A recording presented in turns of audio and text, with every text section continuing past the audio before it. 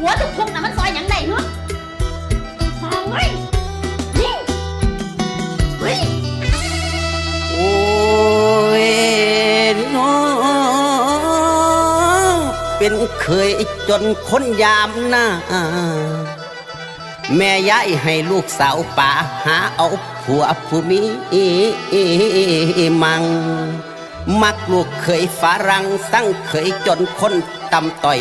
ดอกคือข่อยบ่แม่นคนคุ้มลูกสาวดอกซ้ำปนเนาะซ้ำปนให้ห่างยาเนาะป่าไปมักแต่เงินแท่นอยายสั่งบ่อายไทยบ้านเจ้าสร้างหานโอ้ยทำแท้หน้าเงินแท้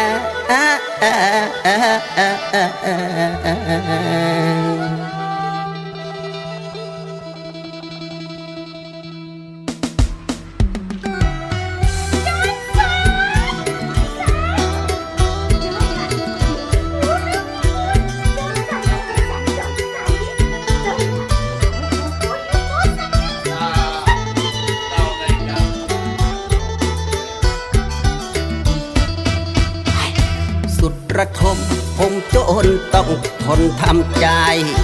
เพราะมีแม่ยายหลายเหลือเบื่อเคยคอนแคลนบอกให้ลูกสาวไปเอาละฝรั่งต่างแดน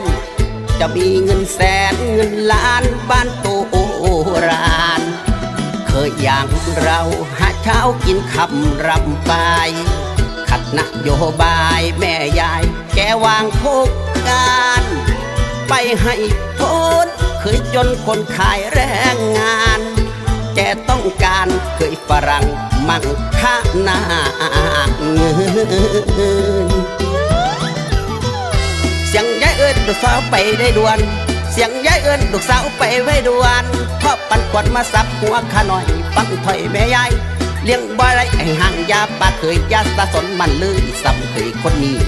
รวยทางนี้เงินมีตั้งแต่ซื้อรวยทางนี้เงินมีตั้งแต่ซื้อขายแต่แห้งสืบมือสิรวยได้จังใดเขาไปแล้วได้ผัวเมืองนอกได้จ่ายเงินดอกก็ออกรถออกลา